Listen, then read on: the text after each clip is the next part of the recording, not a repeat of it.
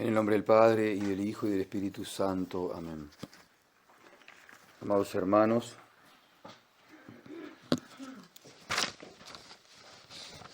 la liturgia católica, como hemos escuchado, comienza en este segundo domingo de Adviento, comienza dando la respuesta, o una respuesta, o la respuesta, con mayúscula, que el mundo actual se afana en buscar y no la encuentra. Hablo de los hombres que acá tratan de hacer las cosas bien, ciertamente. Empieza diciendo: he aquí el Señor que vendrá a salvar a las naciones. Ahí dice mucho porque, sacado del profeta Isaías, he aquí, ya está el Señor, he aquí, Yahvé, dice el Antiguo Testamento, he aquí el Señor, pone San Pablo a los romanos, vendrá, he aquí, ya está, y vendrá a salvar.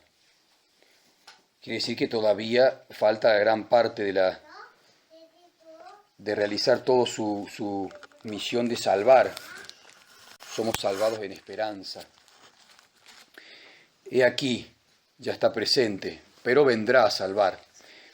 Dejaos conducir por Él. Toda la historia de la salvación no deja de ser una historia muy misteriosa. Es muy misteriosa la paciencia que tiene Dios, sobre todo con los malos. Y muy personal la historia. Hace creer que Dios está completamente ausente y por eso se envalentonan tanto los enemigos. Creen que tienen la verdad. En la epístola San Pablo dice: todas las cosas están escritas para nuestra esperanza y por eso se escribieron. El apóstol, dicen los padres dominicos, recalca el valor permanente de las Escrituras, un valor permanente, dicen ellos, en orden a nuestra educación o instrucción, dice el texto. Las Escrituras tienen un valor permanente, nunca se desactualizan, siempre están actualizadas. Lo que los hombres hoy en día quieren estar siempre actualizados, siempre quieren tener la novedad, no se dan cuenta que, según San Pablo, todo está en la Escritura. Ahí la Escritura es la única que tiene un valor permanente, porque, según dicen los padres, continúan en orden a nuestra educación y además infunden, cosa que no pueden hacer las otras cosas, porque hay cosas que nos pueden mantener actualizados, pero no pueden infundir dentro de nosotros una esperanza, un consuelo, dice, un gozo. Infunden en nosotros con su enseñanza la esperanza de los bienes eternos, terminan los padres dominicos. Pero por eso hay que dejarse educar por Dios. En orden a nuestra educación, ese valor permanente que tienen las Escrituras, siempre actualizado, que, como decían, es lo que hoy buscan sin desmayo la cantidad de los hombres y no lo encuentran. Buscan, se actualizan y están cada vez más vacíos. En cambio, aquí, según el apóstol San Pablo, la palabra de Dios tiene ese valor permanente que aparte infunde en los corazones.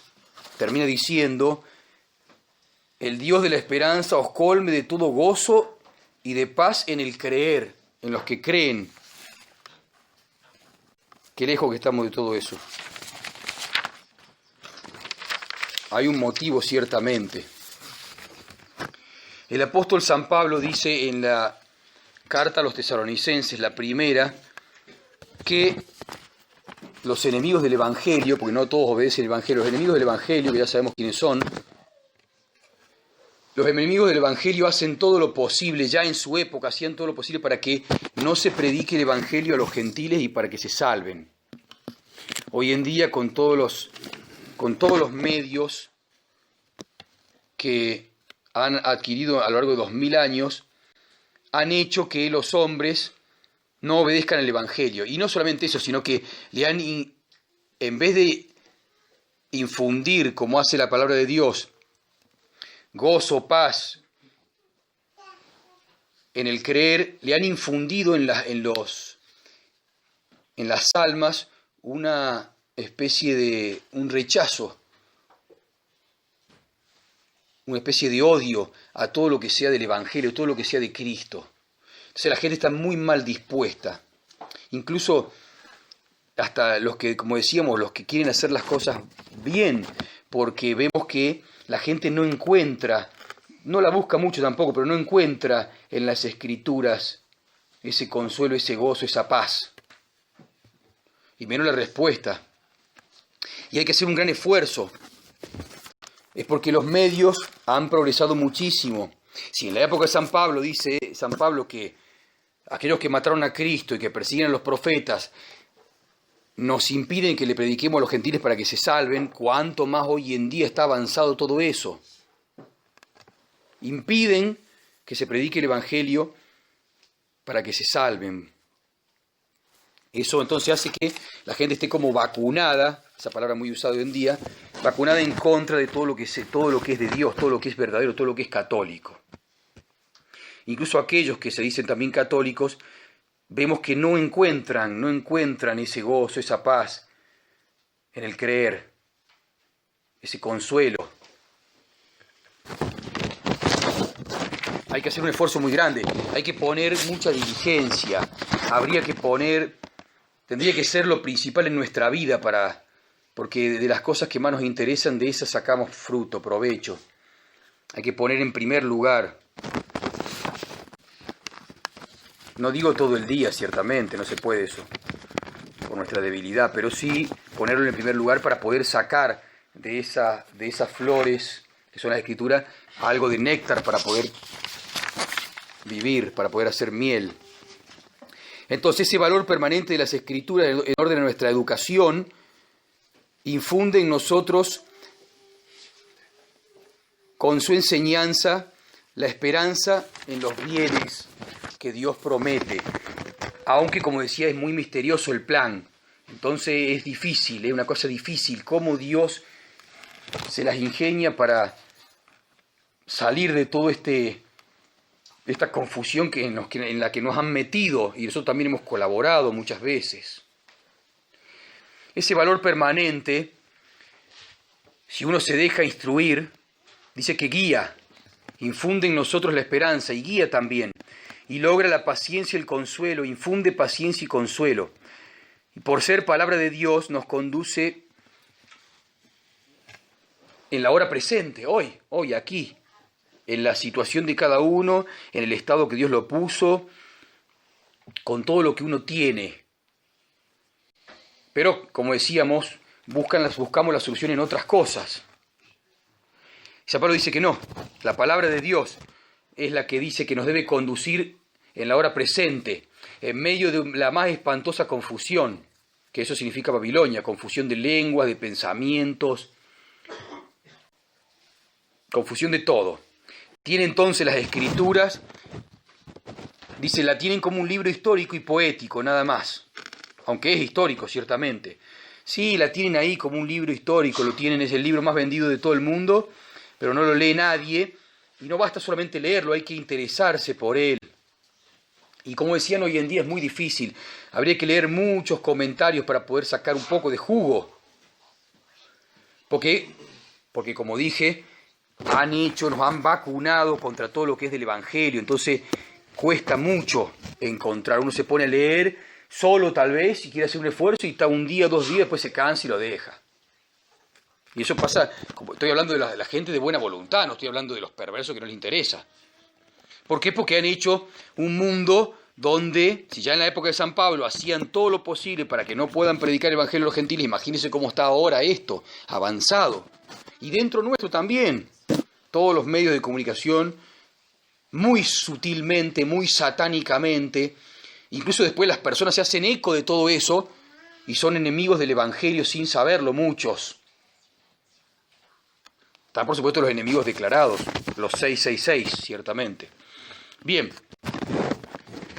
entonces, las Escrituras tienen como dicen, no es histórico y poético, y no un libro de vida, como dicen los exégetas, para nosotros aquí y ahora, siglo XXI, 2020, no, es un libro para nosotros, lo dice San Pablo, todo lo escrito ha sido escrito para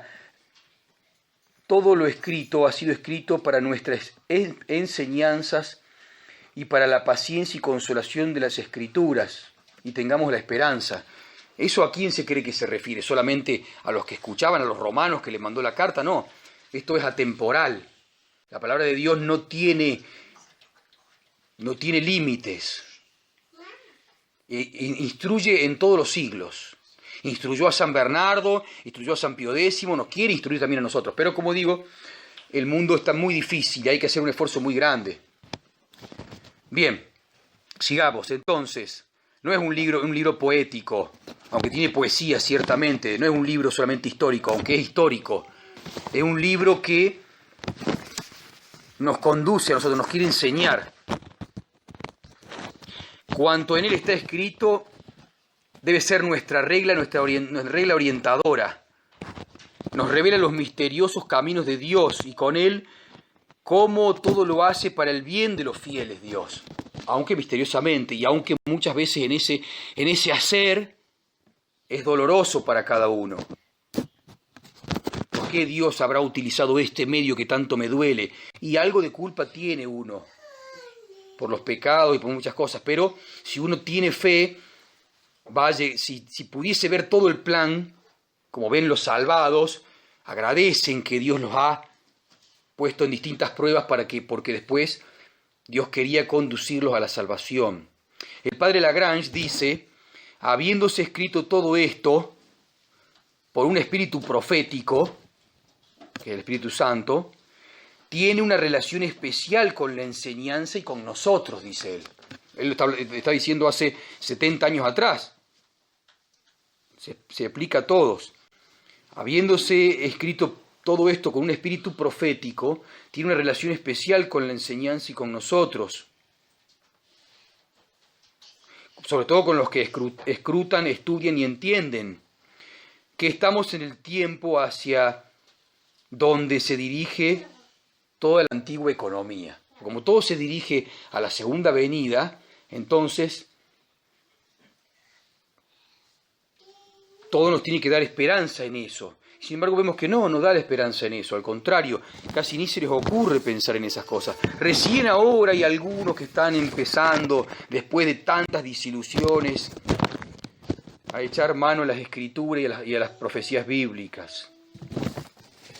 Y como decimos que también a uno le cuesta muchísimo. El fin de Dios en darnos las Escrituras, según San Pablo, es mantener nuestra esperanza. Eso dice. Tenéis las Escrituras. Porque las Escrituras enseñan la paciencia. ¿Por qué Dios tiene tanta paciencia con los malos? ¿Cuál es el plan de Dios? Eso hace que yo tenga que tener mucha paciencia también. Porque a veces tengo la tentación de impacientarme con Dios. ¿Por qué no empieza ya? Esa prueba es la prueba que a nosotros nos pide Dios. Y que tratemos de tener esa paciencia, al menos esa paciencia. Porque tiene paciencia con los malos. Y porque su plan así se dilata. Veamos entonces cómo nuestro Señor Jesucristo también hace lo mismo, pero ahora lo hace nuestro Señor con los discípulos de San Juan Bautista. Los pocos que le quedan, al menos le parece que le quedaban dos, que todavía no se convencían, eran demasiado ardorosos. Y estaban en peligro de rechazar el Evangelio. Por eso nuestro Señor dice, bendito el que no se escandaliza de mí. Fíjense que hay una forma de escandalizar haciendo el bien y haciendo el mal. Haciendo el mal lo vimos el domingo pasado. También una forma de escandalizar haciendo el bien. Nuestro Señor a veces, dice Él, dichoso el que no se escandaliza conmigo. A veces uno tiene que hacer el bien, está obligado, y muchos que lo ven se escandalizan. ¿Por qué se fueron de tal grupo que estaban contenidos? Se escandalizan. Pero bueno, nuestro Señor también lo dice eso. Así que no hay solamente un escándalo malo, hay también un escándalo bueno que, en este caso, lo estaban sufriendo los discípulos nada más que de San Juan Bautista, no estamos hablando de los fariseos. Bien, dice el Evangelio, como hemos leído, que al terminar el orden antiguo, San Juan, ya estando en la cárcel, tuvo noticias de la actividad de nuestro Señor Jesucristo en Galilea, Y es importante advertir, dice el padre Bernard Ochard, benedictino, también exégeta muy bueno, inglés, dice que al advertir los discípulos, San Juan y sus discípulos,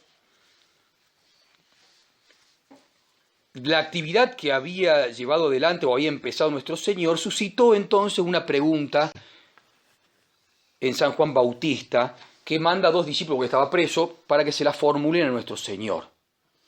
Estas preguntas era, como hemos escuchado, ¿eres tú el que está destinado a venir? ¿Podemos esperar otro? Por supuesto que lo han pensado todos los exégetas, los padres de la Iglesia. Dicen que no, la gran mayoría, salvo los racionalistas o los protestantes o algunos modernistas, dicen que San Juan Bautista había caído en duda. Es mentira eso, no mentira, porque nuestro Señor lo dice en el mismo Evangelio. Si bien pregunta, ¿eres tú el que está destinado a venir? Sin embargo, él había señalado al Mesías. Al principio, he aquí el Cordero de Dios que quita el pecado del mundo. Entonces no es de él. No es que ahora comience a dudar de ello. Aparte, dice en el mismo Evangelio que hemos leído, no es una caña movida por el viento, San Juan, que esté dudando así, para un lado o para el otro. No. Entonces, como bien dice San Juan Crisóstomo y todos los exégetas católicos, simplemente quedan 2 posibilidades, solamente dos posibilidades, dice el padre Ochard, Bernard Ochard. Dice así, 2 posibilidades. O el Bautista quiere insinuar la necesidad de una acción mesiánica más incisiva, porque él era más incisivo. Él decía, convertidos raza de víboras. El hacha está puesta a la raíz, como a veces queremos ser un poco nosotros, y queremos empujarlo a Dios. Señor, larga ya el castigo, como le pasaba a San Juan Bautista.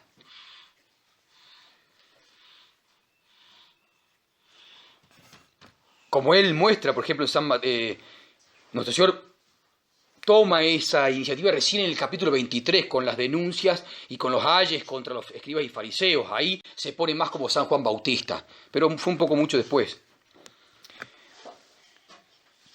Todo en consonancia, el capítulo 23 sí está en consonancia con el entusiasmo propio de San Juan Bautista, pero a lo largo de los 3 años y medio no, fue mucho más misericordioso, como ahora. Espera, parece que no obra, parece que está dormido, parece que no interviene. Entonces queremos apurarlo como San Juan Bautista. Y la otra, también, que pueden ser las dos, la otra posibilidad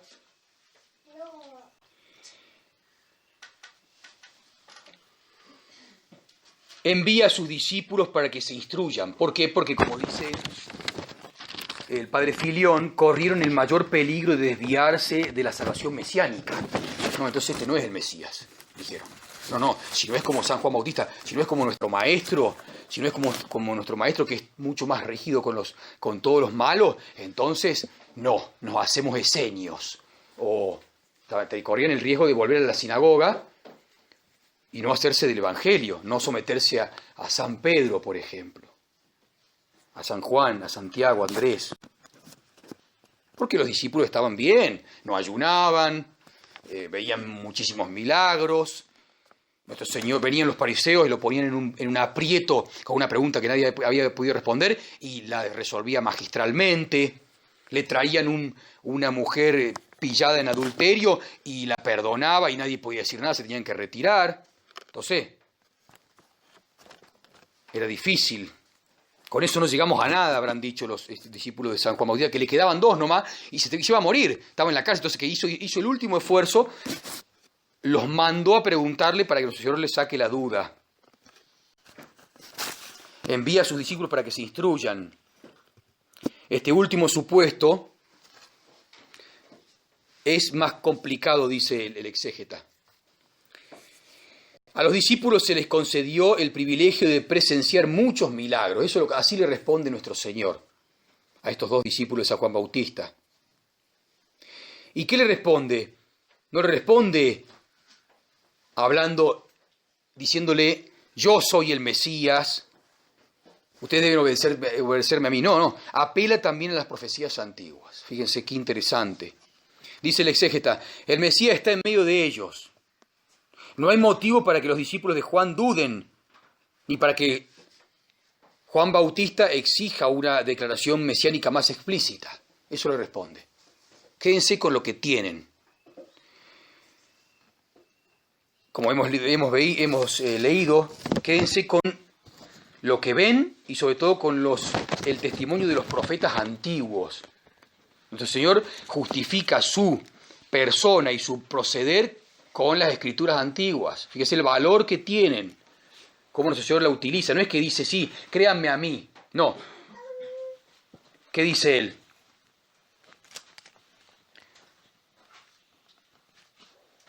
Los ciegos ven, id y contad a Juan lo que habéis oído y visto. Los ciegos ven, los cojos andan, los leprosos son limpiados, los sordos oyen, los muertos resucitan, y a los pobres les es anunciado el Evangelio. Hoy en día a los pobres se los ha vacunado contra el Evangelio. Y bienaventurado quien no fuere escandalizado en mí. Eso le responde. Entonces continúa el exégeta diciendo, el Mesías está en medio de ellos. No hay motivo para que los discípulos de Juan duden, ni para que el Bautista exija una declaración mesiánica más explícita. Por eso, la persona y el modo de proceder de nuestro Señor Jesucristo son justificados con anticipación por las profecías antiguas. Ahí tienen los profetas. Ustedes los conocen porque Juan Bautista les habló de eso. Fíjense si no hablan de mí. Ahí está la respuesta. También para nosotros lo mismo. Nosotros hacemos eso. Cotejamos en las escrituras, en las profecías, a ver si esta situación es lo que Dios había revelado. No esperen otra cosa, no esperen que Dios acelere la marcha. Él va a seguir su marcha y todos tenemos que adaptarnos a lo que Él dispuso desde toda la eternidad. Cuando Él diga, ahora ahí se va a cumplir y nosotros tenemos que tener paciencia. Nos queda lo que le declaró a los discípulos de San Juan Bautista. La persona y el modo de proceder de nuestro Señor son justificados con anticipación por los profetas. Los hombres de buena voluntad, ahí ya apela a eso, si son de buena voluntad esos dos discípulos, cuyo entendimiento se hace más penetrante por obra de las profecías, por eso entendemos, no por nuestra propia capacidad. La capacidad nos viene de Dios. Entendemos y penetramos por las profecías. Dice, los hombres de buena voluntad cuyo entendimiento se hace más penetrante por obra de las profecías, no tropezarán, o sea, no se escandalizarán en el camino de la fe. Por eso los demás se escandalizan, tropiezan, ahora viene otra pérdida, mañana salen a la calle todos y salen millones y creen que por la mayoría y sin embargo hacen todo lo contrario. Entonces la gente que hace se escandaliza de nuestro Señor, no interviene, entonces ¿no será que no le puede pasar lo que le pasó, lo que le estaban en peligro, como dice el padre Filión? Voy a leerlo. Obviamente estas palabras iban dirigidas a los juanitas, a los discípulos de Juan, dice Filión, por su apego demasiado fuerte a su maestro, por su desconfianza injusta ante nuestro Señor Jesucristo, corrieron el mayor peligro de desviarse de la salvación mesiánica. Se imaginaban que Jesús debía seguir los caminos que ellos querían, o el tiempo que ellos querían. En cambio, dice San Juan Crisóstomo, que lo cita Filión, el consejo, lo que dice nuestro Señor, no podría ser de más delicadeza y más amabilidad.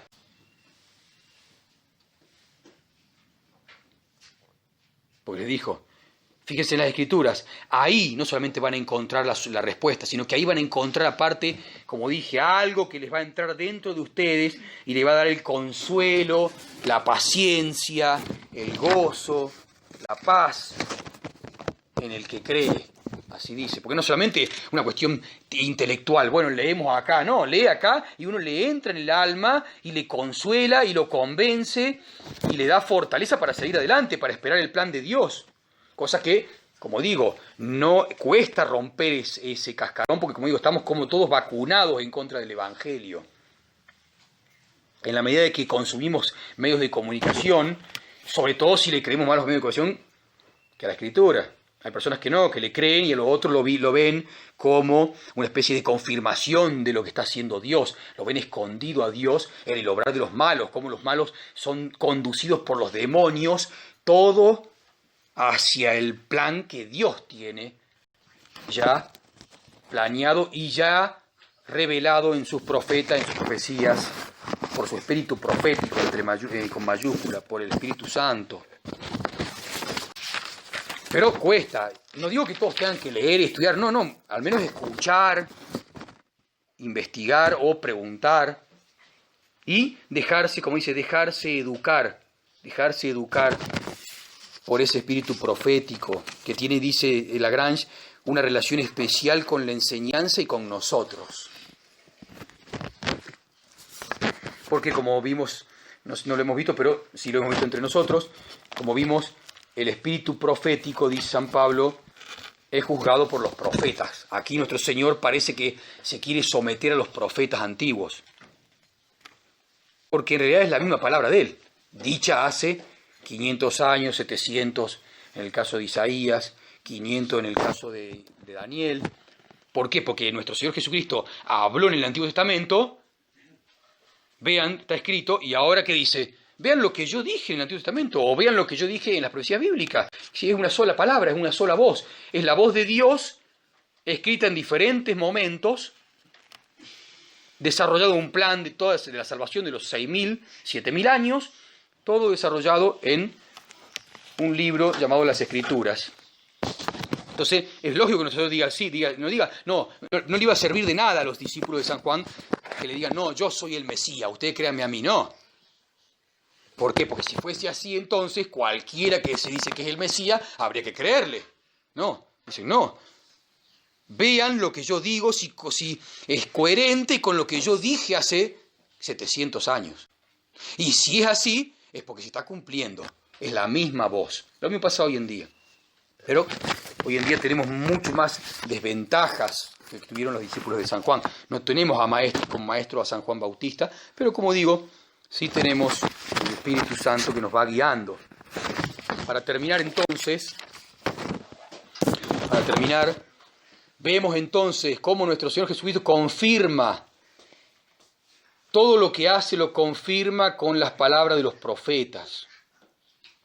Y le dice a los discípulos juanitas de Juan, les basta eso. Ustedes al ver lo que yo hago, no es lo mismo de lo que han visto decir por el profeta Isaías, por el profeta Daniel, por Jeremías, por Moisés. No es lo mismo. Tendría que decir, sí, es lo mismo. Y bueno, entonces no se escandalicen. No se escandalicen. Termina diciendo, la expresión no ser escandalizado por alguien, dice Filión, en el griego significa encontrar en buena o mala conducta de alguien, o ser ocasión de una buena o mala conducta de alguien por medio del obrar de uno. Hay veces que yo obro de una manera y eso hace que otro, si obro de buena manera, puede ser que también que se escandalicen. Puede ser que sea incluso caída espiritual. Porque no, entonces si dejaron la iglesia conciliar, entonces hay que dejar todo. Y lo otro, bueno, el mal es clarísimo, el escándalo de caída espiritual que llega al mal. Tiene diferentes matices, el escándalo, con los que el relato del Evangelio nos familiarizará. Nuestro Señor entonces, muchas veces todo lo que Él hacía, su voluntad, a algunos los escandalizaba. Por eso a los escribas y fariseos no les decía nada. Si se escandalizan son de mala voluntad. En cambio ellos tuvo esa caridad para decirle, guarda que lo que estoy diciendo no, porque lo escucharon. Hay de aquel que se escandalice por lo que yo hago o por lo que yo digo. Digámosle entonces a la Santísima Virgen María esa gracia de seguir, porque no se agota la misericordia de Dios, no se agota la paciencia de Dios, que nos concede esa gracia de infundir en nuestros corazones esa paciencia, ese consuelo. Pero para eso, como digo, hay que tenerlo como lo principal en la vida. Eso es, tenerlo como principal en la vida. Lo principal es lo que Dios ha hecho, lo que Dios ha dicho y lo que tiene para mí personalmente. Recién ahí uno empieza a recibir eso, ese consuelo que decíamos, como decía Lagrange, ese consuelo, o como decían los padres dominicos, como la Escritura tiene un valor permanente y uno tiene deseo de dejarse educar por ella, quiero que todos los pensamientos, todas mis acciones sean sacadas de las Escrituras, todo mi obrar, aunque a veces, a veces obro, ¿no?, como manda Dios, quiero que todo eso, y recién entonces infunde en nosotros, con su enseñanza, la esperanza de que todo esto es un plan de Dios y que a Dios no se le escapa nada y que Él va a triunfar, pero también quiere que nosotros triunfemos con Él, no que quedemos del otro lado. Siempre actualizado, siempre. Pero además tiene eso que lo demás nada lo tiene, nadie lo tiene, infunde en nosotros esperanza, paciencia, y como dice San Pablo, con esto termino, termina, el Dios de la esperanza os colme de todo gozo y de paz en el creer. Ese creer no es creer así nomás, es creerle a Dios como sin dudar, creerle a Dios sin dudar. Recién ahí entonces vamos a ser colmados de gozo en medio de toda esta confusión, esta Babilonia que nos rodea, que tiende a tragárselos a todos, sobre todo a los más chicos. Pidámosle a la Santísima Virgen María que nos libre, y ese es el remedio que tenemos, seguir buscando en la palabra de Dios, en las profecías sobre todo, la respuesta para todo esto, y que nos infunda la gracia de resistir. En nombre del Padre, y del Hijo, y del Espíritu Santo.